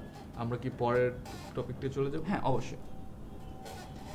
So marking খুবই ইম্পর্টেন্ট। এটা অনেকে কনফিউশন থাকে যে ভাইয়া রিডিং এ তো 40 মার্কস আমি জানি 40টা উত্তর করলে 40 পেয়ে যাবো, লিসনিং এ জানি হচ্ছে 40টা কোয়েশ্চেন, 40টার মধ্যে 30টা উত্তর করলে আর 35টা উত্তর 35 পেয়ে যাবো। হাউ ডু আই নো যে আমি রাইটিং এ কত পাবো, right? you don't know exactly কিভাবে পাবা, কজ এখানে ব্যান্ডস করে মার্কিং দেওয়া হয়ে থাকে। ইফ ইউ রিমেম্বার রিডিং আমরা স্পিকিং এর সময় বলেছি, অ্যান্ড রাইটিং পার্ট 1-এ আমরা এটার কথা বলেছি যে 4টা মার্কিং ক্রাইটেরিয়া থাকে। কি? Grammar, lexical resource, coherence and task achievement and response. এটা থেকে কিন্তু তিনটা পয়েন্ট স্পিকিং এর সাথে রিলেটেড, একটা পয়েন্ট না। কোন পয়েন্টটা গেস করতে পারো? জানিয়ে দাও আমাদের অ্যান্সারটা কমেন্ট সেকশনে যে কোন পয়েন্টটা স্পিকিং এর সাথে রাইটিং এর ডিফারেন্স আছে। আমি উত্তরটা বলে দিই, সেটা হচ্ছে pronunciation. You have nothing to pronounce in writing. What you are doing, you are just basically writing. You are not saying anything, you are not pronouncing anything. So why should that be a criteria among the four criteria? So এখানে সেটার বদলে, প্রোনাউন্সিয়েশনের বদলে আসছে task achievement and response, যেটার ব্যাপারে আমরা বিস্তারিত প্রত্যেকটা ক্রাইটেরিয়া আমরা বিস্তারিত এখন আলোচনা করব। So number 1, task achievement and response. এটা দ্বারা কি বোঝানো হয়? অনেকেই এই পয়েন্টটা দেখে বুঝে না আসলে এটা কি, টাস্ক অ্যাচিভ রেসপন্স এটা কি আসলে বুঝি না তো। So let's break it down. Task achievement হচ্ছে পার্ট 1-এর জন্য, দ্যাট ইজ টাস্ক 1-এর জন্য, which is report writing or letter, and task response হচ্ছে এসের জন্য। Task 1-এ, if you have not seen our previous live, please go to Facebook 10 Minute School page, and সেখানে আমাদের প্রিভিয়াস লাইভটা পেয়ে যাবে তুমি। সেখানে আমরা বলেছি you are not supposed to write any extra information in task 1. You will only write what's given through, or the information or data that has been provided through the graph or the pie chart or the bar diagram or the picture. Just যেগুলো দেয়া আছে সেগুলোই তোমার লিখতে হবে। So you are supposed to achieve the task that has been provided to you or assigned to you. Taskটা কি? যে information যেগুলো দেওয়া আছে ছবির মধ্যে সেগুলো আমাকে প্রোভাইড করে, স্ট্রাকচার করে, সুন্দর করে লিখে দেখাও। You are achieving the task that has been provided to, and based on the level or extent to which you achieve your task, ওই অনুযায়ী তোমাকে মার্কিংটা দেওয়া হয়ে থাকে। বাট টাস্ক রেসপন্স কেন টাস্ক 2-তে অ্যাচিভমেন্ট নাই? ইউ সি, টাস্ক 1 আর 2 এর মধ্যে ডিফারেন্সটা, টাস্ক 1-এ তুমি জাস্ট ইনফরমেশন পুট করছো যেটা তোমার দেওয়া আছে। টাস্ক 2-এ তোমার নিজস্ব কিছু লিখতে হবে, নিজের থেকে তোমার রেসপন্ড করতে হবে to the task that has been assign to you. Task 2-তে তোমার নিজের একটা এসে লিখতে হবে। সো তোমার এখানে রেসপন্স দিতে হচ্ছে। You are not just stating what has been given to you. তুমি কোনো ইনফরমেশন ডাটা দেওয়া আছে সেটা প্রোভাইড করছো না, আনলাইক টাস্ক 1। এখানে তোমার সব কিছু নতুন করে নিজের ওপিনিয়ন বেসড কিছু একটা নতুন করে 250 ওয়ার্ডে মিনিমাম লিখতে হবে। So the way you respond to the essay or the statement given in task 2 is your task response. এটা ডিপেন্ড করে যে কতটুকু তোমার রেসপন্স সূক্ষ্ম, কতটুকু ক্ল্যারিটি আছে, কতটুকু রিলেভেন্স আছে, সেটার উপর ডিপেন্ড করে আউট অফ 9 তোমাকে ব্যান্ড স্কোর দেওয়া হয়ে থাকে। ইয়াস, টাস্ক অ্যাচিভমেন্ট আর রেসপন্সের জন্য ব্যান্ড স্কোর 9। 4টা ক্রাইটেরিয়া, 4টার জন্য কিন্তু individual 9999, that is 36 band score. এটাই তুমি 36টা যত পাও সেটাকে আবার এভারেজ করে 9-এ ব্যান্ড স্কোর আনা হয়, and then that is your writing band score. অনেকটা স্পিকিংয়ের মতোই আসলে। সো একটা কোয়েশ্চেন নিচ্ছে যে মোহাম্মদ আকিব আমান জানতে চাচ্ছ, ব্রেইন স্টর্মিং এর জন্য কি টাইম থাকবে? ব্রেইনস্টর্মিং এর জন্য আলাদা টাইম থাকবে না, এটা আমরা যে 40 মিনিটস ইউজ করতে বললাম টাস্ক 2 এর জন্য, সেখান থেকেই 3 বা 4 মিনিট তোমার আলাদা করে ইউজ করতে হবে। সো আলাদা করে ব্রেইনস্টর্মিং এর জন্য টাইম দেওয়া থাকবে না, এটা নিজে থেকেই একটু আলাদা করে নিতে হবে। 40 minutes for task 2, 35 minutes or 36 minutes লিখো তুমি, and প্রথমে 2-3 মিনিট ব্রেইনস্টর্মিং এর জন্য টাইম ম্যানেজমেন্ট করে রাখো। In this way you should be practice at home as well, so that main এক্সামে যে প্রবলেমটা না হয়, কতক্ষণ টাইম রাখবো, কতক্ষণ লিখবো, এই ঝামেলা যেন পড়তে না হয় তোমাদের। মোহাম্মদ আকিব আমান আরো একটা প্রশ্ন করেছে যে হোয়াট ইজ লেক্সিক্যাল রিসোর্স, এটা নিয়ে আমরা একটু পরে অ্যান্সার দিব, so be patient and wait. এর পরের পয়েন্টে চলে আসছি আমরা, coherence and cohesion. So coherence and cohesion বলতে আসলে বোঝাচ্ছে যে তোমার আইডিয়াটা কতটা কানেক্টেড, কতটা ওয়েল ফর্মড, অর্থাৎ ইনফরমেশন কিভাবে তুমি অর্গানাইজ করে বলছো, তোমার যে লজিকটা, তোমার যে অপিনিয়নটা দিচ্ছ সেটার সাথে লজিকটার কতটুকু সংযোগ আছে, এবং একই সাথে তুমি যে সেন্টেন্সগুলো লিখছো এগুলোর মাঝে লিঙ্কিং ওয়ার্ড আছে কিনা, প্রপারলি লিঙ্কড কিনা, একটা সেন্টেন্স থেকে আরেকটা সেন্টেন্সে যেতে ট্রানজিশনটা ঠিক আছে কিনা। এবং আরও একটা বিষয় হচ্ছে যে প্রত্যেকটা প্যারাগ্রাফের মধ্যে একটা ক্লিয়ার টপিক দেয়া আছে কিনা। এই বিষয়টা আমরা অনেকেই জানি না, আমরা অনেকেই ভাবি যে যখন আমাকে একটা এগ্রিমেন্ট বা ডিসএগ্রিমেন্টের কথা বলা হচ্ছে, কিংবা একটা হচ্ছে প্রবলেম বা সলিউশনের কথা বলা হচ্ছে, আমি অনেকগুলা জিনিস দিয়ে দিই, অনেকগুলা অ্যাডভান্টেজ বা অনেকগুলো এগ্রিমেন্ট বা অনেকগুলো প্রবলেম নিয়ে কথা বলছি। এটা না, প্যারাগ্রাফের একটা ক্লিয়ার টপিক সেন্টেন্স লাগবে যে আমার অপিনিয়ন হচ্ছে এইটা, এবং তারপর এটাকে আমার এক্সপ্লেইন করতে হবে এবং সেটার এক্সাম্পলও দিতে হবে। Exactly, so clear topic sentence রাখাটা খুবই important. Next, grammatical range and accuracy. Grammar যে আছে সেটা তুমি কত অ্যাকুরেটলি ইউজ করছো, অ্যান্ড কত ভেরিফাইড তুমি যে গ্রামার ইউজ করছো সেটার উপর ডিপেন্ড করে। অনেকটা সেন্টেন্স স্ট্রাকচার এখানে মেইন। সেন্টেন্স স্ট্রাকচার কী কী types of sentence structure? Simple, complex, compound. আমরা মোস্ট অফ দ্য টাইম কী করি, সিম্পল সেন্টেন্স দিয়ে, দ্যাট ইজ বাংলা সেটাকে বলে সরল বাক্য, আমরা সরল বাক্য দিয়ে দেখা যায় সবসময় সেন্টেন্স ফর্ম করি। হোয়ারএজ আমাদের সব কিছু মিক্স করা উচিত। আমাদের কম্পাউন্ড সেন্টেন্স দ্যাট ইজ যৌগিক বাক্য, and complex sentence that is জটিল বাক্য, আমাদের এগুলোর মিক্সচার আনা উচিত। দ্যাট ইজ আমরা যখন এসেটা লিখবো আমাদের সেটার মধ্যে সিম্পল সেন্টেন্সও থাকা উচিত, কমপ্লেক্স অ্যান্ড কম্পাউন্ড সেন্টেন্সও থাকা উচিত, অ্যান্ড এই ভ্যারিয়েশনটা ইউজ করে আমরা আমাদের অ্যান্সারটা করবো। But then again, if you don't know the proper way to use this sentence structure, don't go for that, because if you mess up, if you make mistakes in this grammar part, sentence structure part, you will end up getting less marks than you would have thought. Because simple sentence, if you stick to basic grammar, you might be stuck at 7 or 6.5, but if you mess up your grammar, অনেক band score কমে আসবে। So don't do that unless you are sure. So sentence কনস্ট্রাকশনের সময় আগে থেকে তুমি যখন practice করছো তখনই দেখে নাও যে কোন ধরনের সেন্টেন্সের সাথে তুমি কমফোর্টেবল আছো, এবং একটু কমফোর্ট জোনের বাইরেও প্র্যাকটিস করে নাও। Do keep time for revision, লাস্টে 2-3 মিনিট রেখো রিভিশনের জন্য, বিকজ আমরা অনেকেই লেখার তাড়াহুড়ার মধ্যে অনেক সিলি গ্রামাটিক্যাল মিস্টেক করে বসি, যেটা রিভিশনের সময় আমাদের চোখে ধরা পড়ে। সো অবশ্যই রিভিশনের টাইম রাখবা, এবং গ্রামাটিক্যাল ভুল হলে ডু কারেক্ট দ্যাট, এটা মাথায় রেখে অ্যান্সার করবা, টাইম ম্যানেজমেন্টটা ঠিক করবা। সো এবারে আসছি সেই প্রশ্নটাতে, লেক্সিক্যাল রিসোর্স কি? লেক্সিক্যাল রিসোর্স হচ্ছে আসলে ভোক্যাবুলারি নিয়ে দেখার জন্য, এবং তোমার ভোক্যাবুলারি রেঞ্জটা ইনস্ট্রাক্টর আলাদাভাবে খেয়াল করবেন। অর্থাৎ তুমি যদি শুধুমাত্র কমন যেসব ওয়ার্ড আমরা ইউজ করি সেগুলো দিয়েই পুরো এসেটা লিখে ফেলো, পুরো টাস্ক 2টাই কমপ্লিট করে ফেলো, তাহলে ইনস্ট্রাক্টর খুব বেশি হাই তোমাকে মার্কস দিবেন না, কারণ উনি বুঝে যাবেন যে তুমি আসলে বেশি ইংরেজি শব্দ জানো না। সো এই কারণে কিছু স্পেশালাইজড ইংলিশ ওয়ার্ডস মুখস্থ করতে হবে। আরও একটা বিষয় হচ্ছে যে তুমি যখন কোনো অ্যাডজেক্টিভ ইউজ করছো, এই অ্যাডজেক্টিভটা ওই নাউনটার সাথে অ্যাপ্রোপ্রিয়েট কিনা, ওই একটা অ্যাডভার্ব ইউজ করলে সেটা ভার্বটার সাথে অ্যাপ্রোপ্রিয়েট কিনা সেটাও কিন্তু ইনস্ট্রাক্টর চেক করবেন। সো ওয়ার্ডগুলো কিভাবে ইউজ করতে হয় সেটা তুমি জানো কিনা, কলোকেশন বলা হয়ে থাকে, সো সেটাই ইনস্ট্রাক্টর দেখবেন। তো এটার জন্য তোমাকে কি করতে হবে, খুবই সহজ কাজটা হচ্ছে তোমার কিছু নতুন ওয়ার্ড মুখস্থ করতে হবে। সেটা হয়তো কঠিন, স্টেপটা সিম্পল, বাট অ্যাকচুয়ালি নতুন কিছু মুখস্থ করা আমাদের জন্য কঠিন। মুখস্থ করে সেটাকে কোন কনটেক্সটে ইউজ হয় সেটা কিন্তু অবশ্যই জানা দরকার। সো এই জন্য যেটা করতে হবে যে ওয়ার্ডের মানেটা মুখস্থ করার পর ওয়ার্ডটাকে দিয়ে সেন্টেন্স কনস্ট্রাক্ট করতে হবে। যখন তুমি 3-4টা সেন্টেন্স একটা ওয়ার্ড দিয়ে বানাবে তখন আসলে ওই ওয়ার্ডটার যে এক্সাম্পল এবং অ্যাপ্লিকেশন সেটা তুমি বুঝে যাবে, এবং ইনস্ট্রাক্টরও তখন বুঝবে যে এই মানুষটা তার ভোকাবুলারি বাড়িয়েছে এবং সেই ভোকাবুলারি ঠিকভাবে কলোকেশন ইউজ করে সে অ্যাপ্লাই করতে পারে। So that is going to give a huge boost to your IELTS score. এখন আমরা আসবো আইএলটিএস এর writing strategy, main writing strategy that is both task 1 and task 2 এর জন্য। সো ওভারঅল এতক্ষণ আমরা শুধুমাত্র টাস্ক 2 এর স্ট্র্যাটেজিগুলো নিয়ে আলোচনা করলাম। এখন ওভারঅল রাইটিং এ হাই ব্যান্ড স্কোর করার জন্য কি করা যায় সেটা নিয়ে আমরা কথা বলবো। সো প্রথমেই হচ্ছে ইনস্ট্রাকশন ভালোভাবে পড়া। টাস্ক 1 এবং টাস্ক 2 তে তাড়াহুড়োর কারণে আমরা দেখা যায় একটা কি পিস অফ ইনফরমেশন ভুলে গিয়েছি বা খেয়াল করিনি বা মিস করেছি, তখন যখন আমরা লিখতে বসছি আমরা ওইটার কারণে যেই কোশ্চেনটা আসলে করা হয়েছে, যা সম্পর্কে জানতে চাওয়া হচ্ছে, যে বিষয়টা সম্পর্কে আসলে লিখতে হবে, সেটা না লিখে একটু সাইড ট্র্যাক হয়ে অন্য কিছু নিয়ে লিখে ফেললাম।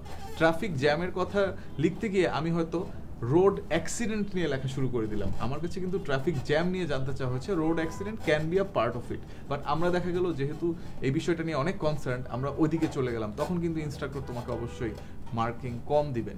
সো এটা অবশ্যই মাথায় রাখতে হবে। আমরা চলে যাচ্ছি পরের ইনস্ট্রাকশনটাতে। পরের স্ট্র্যাটেজিটা কি হবে?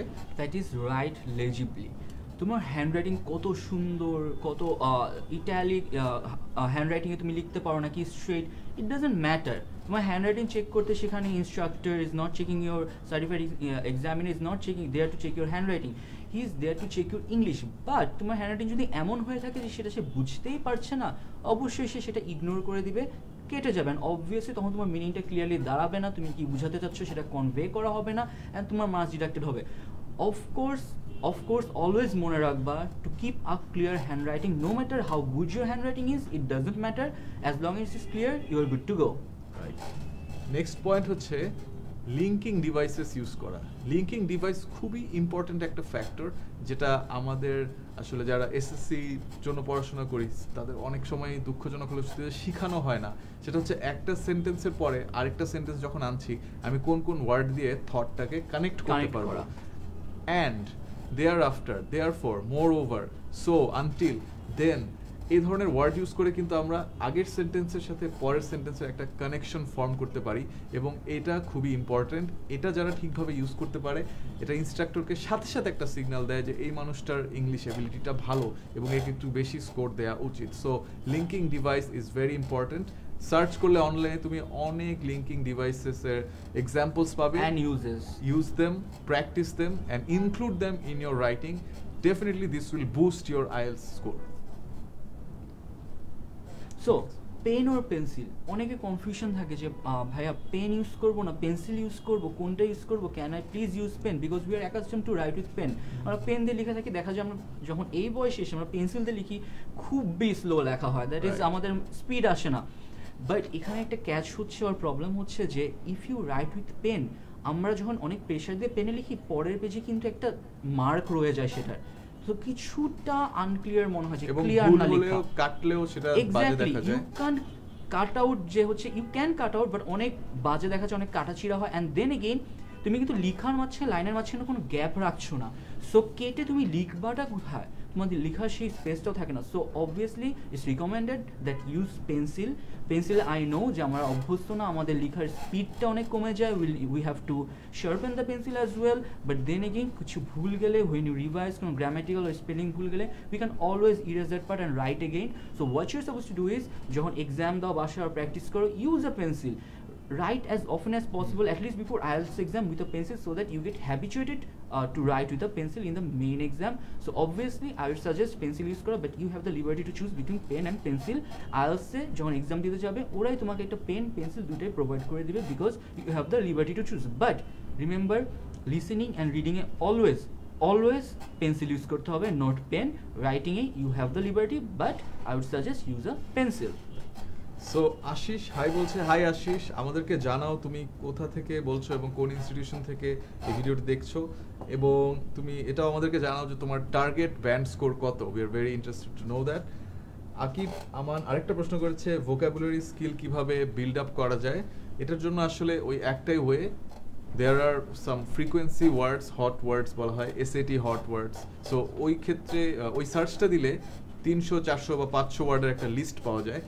তারপরে ওই একই ডিকশনারি দেখে ওয়ার্ড লিস্ট আছে। বিসাইডস আমাদের 10 মিনিট স্কুলেও কিছু ভোকাবুলারি কুইজ আছে, ভিডিওস আছে, you can check those out as well. করতে হবে ওয়ার্ডের মানেটা এবং সেটাকে দিয়ে Use সেন্টেন্স করা। তৈরি করতে হবে, কিভাবে ইউজ করা যায়। অনেক ক্ষেত্রে ইউজ করাটা অনেক বেশি ইম্পর্টেন্ট এবং এটা হচ্ছে সবচেয়ে প্রিন্সিপাল ওয়ে। এটা ছাড়াও আরও কিছু হ্যাক আছে, যেমন রেগুলার ইংলিশ মুভি দেখা with subtitles, so you know that which words are being used in which context, এবং অডিও পডকাস্ট শুনতে পারো তুমি, বা ইউটিউবে ভিডিও দেখতে পারো সাবটাইটেল বা ক্যাপশন অন করে। এই ক্ষেত্রেও এটা তোমাকে তাড়াতাড়ি শিখে ফেলতে ইংলিশ সাহায্য গল্পের করবে। বই অথবা newspaper as well, the Daily Star, New York Times, Economist, you can read those as well. যেই ওয়ার্ডটা মনে হচ্ছে কঠিন আর বুঝো না or don't understand, Check সেটা the dictionary, হ্যাঁ, check the search dictionary, Google. then you Google get to will know tell you. the new word and write them down. Bangla word, English word as well. Learn or memorize both so that you can understand যে ওয়ার্ডটার কি মানে, and you get to also know a different word that is a synonymous word of the new word. So there is that. Right. এবং next part হচ্ছে simple sentence যত কম use করা যায়। কেউ যদি সমস্ত টাস্ক টুটাতে শুধু সিম্পল সেন্টেন্স দিয়েই লিখে ফেলে, তাহলে তার জন্য আসলে 6.5 এর উপরে স্কোর পাওয়াটা অনেক কঠিন হয়ে যাবে। কারণ সিম্পল ওয়ার্ড, একটু আগে আমরা মাহির বলছিল যে সিম্পল সেন্টেন্স ইউজ করো, that's a very good advice, but at the same time don't only use simple sentence. শুধুমাত্র সিম্পল সেন্টেন্স দিয়ে আইএলসে ভালো স্কোর পাওয়া যাবে না। সো এই জন্য একটু কমপ্লেক্স এবং কম্পাউন্ড সেন্টেন্সেরও প্র্যাকটিস করতে হবে। এবং আমি বলবো একটা খুব সহজ হ্যাক হচ্ছে, যারা একদমই দুর্বল স্টুডেন্ট ছিল আমার আইএলসের, তাদেরকে আমি কিছু কম্পাউন্ড এবং কমপ্লেক্স সেন্টেন্সের স্ট্রাকচার দেখিয়ে দিতাম যে এটা এভাবেই লিখতে হবে। সো ওইটা একটু মেমোরাইজ করে কিছুদিন প্র্যাকটিস করার পর তাদের মধ্যে এই হ্যাবিটটা চলে আসতো যে যে কোনো টপিকে আসুক না কেন, আমি এই স্ট্রাকচারে কিছু কম্পাউন্ড সেন্টেন্স এবং এই স্ট্রাকচারে কিছু কমপ্লেক্স সেন্টেন্স লিখে দিতে পারবো। তবে অবশ্যই মনে রাখতে হবে ভুল করা যাবে না, ভুল হলেই সেখানে কিন্তু মার্ক ডিডাকশন হবে। সো নেক্সট পার্টে চলে যাচ্ছি, that is sentence structure. Sentence স্ট্রাকচারে 3টা স্লাইড আছে আমাদের ট্রানজিশন ওয়ার্ড ইউজ করার ক্ষেত্রে। সো ট্রানজিশন ওয়ার্ডগুলো কিন্তু আমরা যে লিঙ্কিং ডিভাইস বললাম সেটার সাথে খুবই সিনোনিমাস এবং কাছাকাছি জিনিস। সো ট্রানজিশন ওয়ার্ডগুলোর মধ্যে কোন ওয়ার্ডগুলো ব্যবহার করা যাবে, যে কোনো ওয়ার্ডই ব্যবহার করা যায়, বাট, হাউএভার, নেভারদ্যালেস, তারপরে ইনস্পাইট অফ, এ ধরনের ওয়ার্ড দিয়ে সেন্টেন্স শুরু করা যায়, যেটা আগের সেন্টেন্সের যে ফ্লো অফ মিনিং ছিল সেটাকে ক্যারি করতে সাহায্য করে। সো এইটা ইউজ করলে তোমার জন্য মার্কস বাড়ানো অনেক সহজ হয়ে যাবে। তারপরে হচ্ছে কম্পাউন্ড সেন্টেন্স ইউজ করা, যেটা আমরা একটু আগে বললাম, এবং অবশ্যই গ্রামাটিক্যাল মিস্টেক অ্যাভয়েড করা, যেটা মাহির বললো যে পরীক্ষার শেষ কয়েকটা মিনিট, অর্থাৎ আমরা যে 40 মিনিটস বলছি, আসলে 2 to 3 মিনিটস ফার্স্টে ব্রেন স্টর্মিং করার জন্য এবং 2 to 3 মিনিটস লাস্টে রিভিশন দেওয়ার জন্য। এই দুই, এটা এখানে যদি আমি 3-3ও ধরি, 6 মিনিট যদি বাদ দিই, তাহলে আসলে 34 মিনিটস পাচ্ছ তুমি লেখার জন্য। There is one point that needs to be noted here. Grammar part only consists of 25% of your whole writing. That is, if you mess up grammar, তোমার ওই 25% মার্ক থেকে ডিডাক্টেড হবে, নট দ্য ফুল 100% মার্ক। অন্যগুলো cohesion, task achievement, lexical resource, ওগুলোর জন্য 25% করে। So ওগুলোর মধ্যে থেকে you are not getting you are not marks not getting deducted. Marks deduction হচ্ছে গ্রামারের পার্ট থেকে হবে, সো জাস্ট ওই পার্ট থেকে হবে। So you don't need to worry about the other 3 criteria, but still গ্রামারের ক্ষেত্রে অনেক অনেক ইম্পর্টেন্ট। গ্রামারে একটা টিচারের ইমপ্রেশন ক্রিয়েট হয় যে অ্যাকচুয়ালি বেসিকটা কীরকম ইংলিশের, অ্যান্ড এটার জন্য অবশ্যই যদি তোমার গ্রামার বেস উইক হয়ে থাকে, subject verb agreement, sentence structure, different types of sentence, এইগুলো একটু পড়ে নিও, এগুলো রুলসগুলো পড়ে নিও। আমরা ছোটোবেলা পড়েছি, if you go through them once, I am pretty sure remember them again, won't be a problem. So গ্রামারটা একটু চর্চা করো if you are weak in grammar. Next হচ্ছে avoid SMS type of writing. আমরা অনেকেই এসএমএস করার সময় কিংবা মেসেঞ্জারে যখন কারোর সাথে চ্যাট করছি, হোয়াটসঅ্যাপে যখন কাউকে কিছু লিখছি, using Facebook or Twitter language or short form. রাইটের ক্ষেত্রে অনেকেই, আমার ফ্রেন্ড আছে R8, RI8, অথবা রাইট নাও RN ইউজ করে। হ্যালো আমরা লিখি HLW, আমি লিখি না, বাট অনেকেই লেখে, এন্ড দ্যাটস জাস্টিফাইড বিকজ ওটা একটা informal method of communication. WhatsApp কিংবা মেসেঞ্জার আমরা যে কোনো জায়গায় ইউজ করি, ওটা লেখা উচিত না। অনেকে ইমেইলের যদি তুমি শর্ট ফর্মে লিখো, অবশ্যই ফর্মাল একটা ফরম্যাট, যেখানে তোমার শর্ট ফর্মে লিখলে অনেকেই হয়তো প্রফেসর অর কোনো সিনিয়র অর অফিসার বস দেখা যাবে, রিপ্লাই দিবে না, because you are not being formal with them. So the point is IELTS এ কখনোই এসব ওয়ার্ডের যে শর্ট ফরম্যাট আমরা ইনফর্মালি ইউজ করি, করা যাবে না। অবশ্যই ওয়ার্ডের ফুল ফর্ম প্রপার স্পেলিং সহ লিখতে হবে, ঠিকভাবে ইউজ করতে হবে। এখানে যদি ভুল হয়ে যায় তাহলে মার্কস কিন্তু কাটা যাবে।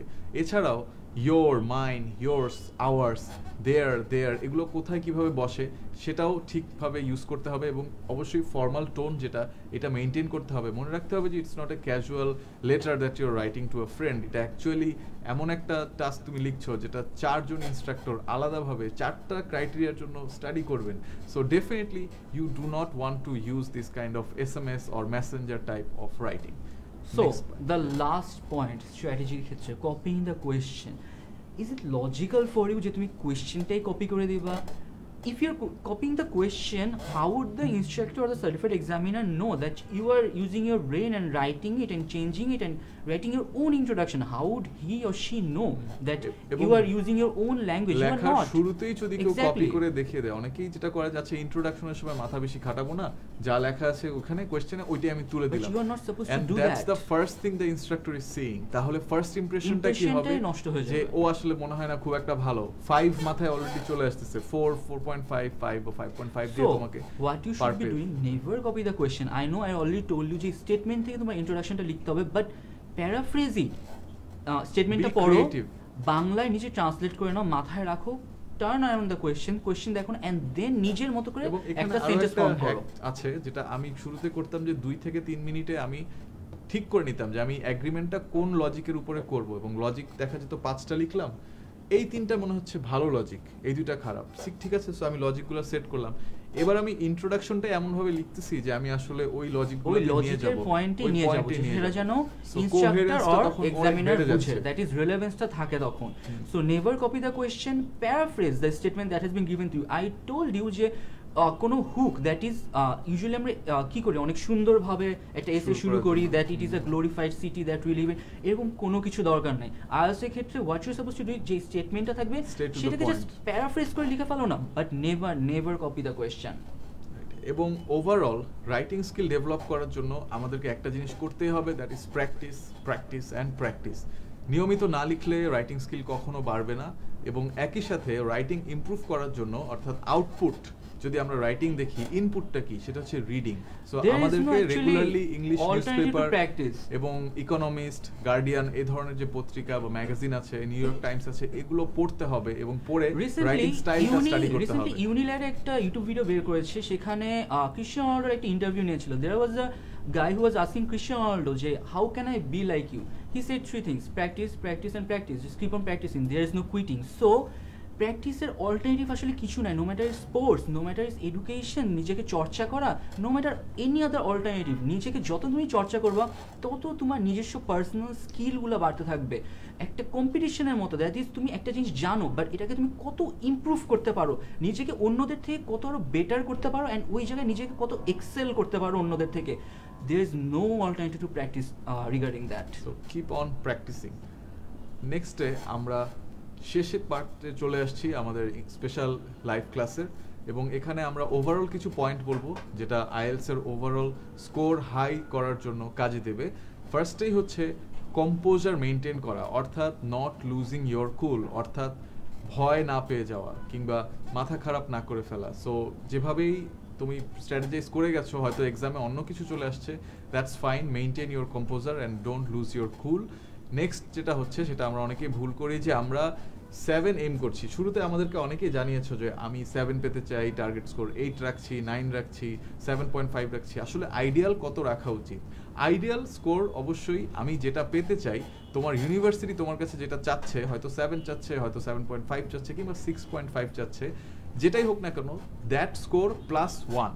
অর্থাৎ তুমি যদি 6.5 চাও, তোমাকে এইম করতে হবে 7.5-এ। তখন যদি একটু ভুলও হয়, কোথাও যদি একটু মিসও হয়ে যায়, যেহেতু 4টা সাবটেস্ট আছে, একটাতে হয়তো প্ল্যান ওয়াইজ স্কোর নাও করলা, ওভারঅল কিন্তু তুমি 6.5-এর চেয়ে বেশিই পাচ্ছ। তোমার যদি 7.5 টার্গেট হয়, তাহলে তোমার 8.5 এইম করতে হবে, তাহলে তুমি তোমার টার্গেট স্কোরে কিন্তু সহজেই চলে আসবে। এরপরে পয়েন্টটা হচ্ছে রেলিভেন্ট অ্যান্সার ইউজ করা। সবসময় কোয়েশ্চেনে কি বলা হচ্ছে, ইনস্ট্রাকশনে কি বলা হচ্ছে, সেটা ঠিকভাবে পড়ে সেটার মতো করে লেখা, নিজে থেকে নতুন কোনো ইনফরমেশন যেটার সাথে আসলে কোয়েশ্চেনের কোনো সম্পর্কই নেই, যেটা হয়তো বাসা থেকে তুমি প্রিপারেশন নিয়ে আসছিলা বাট স্যাডলি কাজে লাগছে না, so drop that, you don't have to rely on that. এবং অবশ্যই চিন্তা করবা যে আমি যেটা লিখছি সেটা অ্যান্সারটার সাথে রিলেভেন্ট কিনা। তারপর প্র্যাকটিস আসলে আমরা বারবারই বলছি প্র্যাকটিস কোনো করতেই হবে, alternative নাই সেটার। প্র্যাকটিস ছাড়া কোনো ধরনের প্রোগ্রেসই তোমার হবে না, কারণ তুমি অনেক হয়তো পড়ছো, মানুষজনের কাছে গিয়ে জিজ্ঞাসা করছো যে ভাইয়া কিভাবে ভালো করা যায়, এই স্পেশাল লাইফ ক্লাসটা পুরোটাই তুমি দেখলা, কিন্তু যদি তুমি প্র্যাকটিস না করো তাহলে আমরা যে টিপস বা স্ট্র্যাটেজিস বা টেকনিক্সগুলো বললাম কোনোটাই তোমার মাথায় থাকবে না, ক্লাসটাও শেষ হয়ে যাবে, এটাও তোমাকে আল্লাহ হাফেজ বলে গুড বাই বলে টাটা বাই বাই বলে চলে যাবে। So you don't want that, right? You want this 1 hour that you have spent to be useful and meaningful in your life, and if you want that তোমাকে অবশ্যই practice করতে হবে এবং সেটা check করাতে হবে কাউকে দিয়ে। এটাও অনেকে আছে যে আমি নিজে নিজে যদি লিখে যাই আমার ভুলটা কে ধরবে, সো ভুলটা ধরানোর জন্য ইংলিশে ভালো এমন কারো কাছে যাও। What you can also do is যে আমাদের 10 minute school ELC ক্লাব যেটা ইংলিশ একটু ল্যাঙ্গুয়েজ পরেই ক্লাবে, দেখাবো। সেখানে পোস্ট দিতে পারো, আমরা সেখানে আমাদের লেভেল বেস ট্রাই করব তোমাদের রিভিউজ দেয়ার এন্ড তোমাদের মার্কিং ক্রাইটেরিয়া ব্যাপারে জানাবো। এবং প্র্যাকটিস করার জন্য 10 মিনিট স্কুলের যে ওয়েবসাইট আছে সেখানেও অনেক ধরনের টেস্ট দেয়া আছে, ইজি টেস্টও দেয়া আছে আবার হার্ড টেস্টও দেওয়া আছে, সো তুমি গিয়ে কিন্তু নিজেকে টেস্ট করতে পারো যে আসলে তোমার কারেন্ট লেভেলটা কোথায় আছে। এবং finally of course be confident and have faith in your self, নিজের এবিলিটির উপর বিশ্বাস রাখো, নিজেকে সেই সুযোগ সেই সাহস সেই সামর্থ্যটা দাও যে না আমি পারবো। ভয় পাওয়ার কিছু নেই, ইংলিশে অনেকেরই ফিয়ার কাজ করে, আমরা জানি, আমরাও যখন ছোট ছিলাম একটু হলেও ভয় পেতাম যে কি হবে না হবে, পরে যখন আমরা দুজনই আলহামদুলিল্লাহ 8 স্কোর করলাম তখন একটা সার্টিফিকেট চলে আসে যারে ওরা তো ইংলিশে ভালো, কিন্তু তাতে কি আমাদের শেষ হয়ে গেছে Mahir? Then we discovered that there is so much more, people have scored 9, এবং 9 স্কোর করাও তেমন কিছু না, এমন মানুষ আছে যে 9 স্কোর করেছে কিন্তু তারও কমিউনিকেশন স্কিলে আরও ইমপ্রুভমেন্ট আনা সম্ভব। So there is no end to learning, that's why we say never stop learning. Continue learning and continue growing. So নিজেকে নিজের উপর বিশ্বাস ধরে রাখো এবং নিজেকে সেই সুযোগটা দাও, ভয় পেয়ে নিজে গুটিয়ে থেকো না এবং আটকে রেখো না নিজেকে। Go and practice and keep practicing, definitely you are going to see good results. So শেষে আমরা এখন হচ্ছে কি আমাদের কিছু বলতে চাই ব্লগ, আমরা আমাদের এখন ব্লগ আর লিসনিং কুইজগুলো দেখাবো। তার আগে তোমরা অলরেডি জানো আমাদের 10 মিনিট স্কুল অ্যাপটা লঞ্চ হয়েছে and it's already on Google Play, already অনেকে হয়তো ডাউনলোড করেছো, তাও তোমাদের দেখাতে যাচ্ছি। এই যে এটা হচ্ছে আমাদের 10 মিনিট স্কুল অ্যাপটা, এখানে তোমরা সব একাডেমিক সাবজেক্টের কোর্স, প্রফেশনাল কোর্স, দেন হচ্ছে স্কিল ডেভেলপমেন্ট, সব কোর্স তোমরা দ্যাট ইজ আমাদের ওয়েবসাইটে যা আছে সব কিছু তোমরা এখানে পেয়ে যাবে। দেন তোমরা you can also have the option to download, you can explore the courses that you have. Then এখানে ড্যাশবোর্ড আছে, দ্যাট ইজ তুমি যেই এক্সামগুলো নিচ্ছ সেটার স্কোরগুলো এখানে চলে আসবে। অ্যান্ড দেয়ার ইজ মোর, যেটা হচ্ছে ব্লগস, দ্যাট ইজ আমাদের এত হান্ড্রেডস অফ ব্লগস আর দেয়ার আমাদের 10 মিনিট স্কুল ওয়েবসাইটে, ব্লগে গেলে সব পেয়ে যাবে। আমাদের যে স্টুডেন্ট নোট, এইচএসসির অনেকগুলো স্টুডেন্ট নোট আমরা কালেক্ট করে বেস্ট স্টুডেন্ট নোটগুলো আমরা এখানে আপলোড করেছি, তোমরা সেগুলো পেয়ে যাবে। অ্যান্ড দেয়ার ইজ মোর, তুমি এখানে গেলে আমাদের কুইক লিঙ্কসে আমাদের গ্রুপগুলো জয়েন করতে পারবে। If you have not joined our groups, do join our group. আমরা এখানে বেশ অ্যাক্টিভ, অনেক কুইজেস আসে, অনেক নতুন এক্সামস দেওয়া হয়, অনেক ধরনের ক্রাইটেরিয়াস দেওয়া হয়, সেগুলোর ব্যাপারে জানতে পারবে। And also do follow us on our Robi 10 minute school page আমাদের ব্যাপারে আপডেটেড থাকার জন্য। এবং আমরা আজকের ক্লাসে যে টেকনিক এবং স্ট্র্যাটেজিগুলো নিয়ে কথা বললাম সবই আমাদের 10 মিনিট স্কুলের ব্লগে আপলোড করা আছে। এখানে আমরা লাইভ দেখতে পাচ্ছি যে যেই সাজেশন টাস্ক 1 টাস্ক 2 নিয়ে আমরা কথা বললাম সেগুলোর ইনফোগ্রাফিক সহ, সেগুলোর ইনফরমেশন সহ এখানে দেওয়া আছে। So definitely if you want a quick refresher you can come back here any time you want to. 10 minute স্কুলের ওয়েবসাইটেই ব্লগে তুমি যদি সার্চ করো IELTS writing test 10 minute school তাহলেই চলে আসবে, এবং এই ব্লগ থেকে তুমি তখন আজকের সমস্ত কন্টেন্টগুলো আবার রিটেন ফরম্যাটে অ্যাক্সেস করতে পারবে। রিডিং, লিসেনিং সবগুলোরই কিন্তু ব্লগ আছে, 4টা সাবটেক্সটেরই ব্লগ আছে। মাহির অনেক কষ্ট করে সময় নিয়ে লিখেছে, so thank you so much Mahir for taking the effort. এবং যারা ভাবছো যে শুধুমাত্র পড়ে এবং শুধুমাত্র ভিডিও দেখি কি হবে, আমার তো টেস্টও দিতে হবে, তাদের জন্য কিন্তু লিসেনিং টেস্ট, রিডিং টেস্টও আছে দেয়া আছে এবং ইজি টেস্টও দেয়া আছে যারা একটু বিগিনার লেভেলে আছো তাদের ভালোর জন্য। আবার যারা মনে করছো না এগুলো তো ইজি আমি এমনি পারি, তাদের জন্য হার্ড রিডিং টেস্ট আছে, 20টা লিসেনিং টেস্ট আছে ডিভাইডেড ইনটু ডিফিকাল্টি লেভেলস। তোমার যেটা পছন্দ, তোমার যেটা মনে হয় নিজের জন্য সেই এক্সামটা দাও। তুমি যদি না জানো ফার্স্টে থেকে এক্সাম দিতে থাকো, you will get to know after you receive your points যে তোমার ইংলিশ কোন লেভেলে। So thank you so much. And আজকে আমাদের শেষ লাইভ ক্লাস, দ্যাট ইজ এই লাইভ প্লে লিস্টেড আমরা ফার্স্টে শুরু করেছি reading, listening, speaking, Speaking, writing part final 1 one, and two. Finally আজকে রাইটিং পার্ট 2। সো ফাইনালি আমরা আমাদের লাইভ ক্লাসের যে প্লে লিস্টটা সেটা আমরা এই ভিডিও দিয়ে শেষ করব।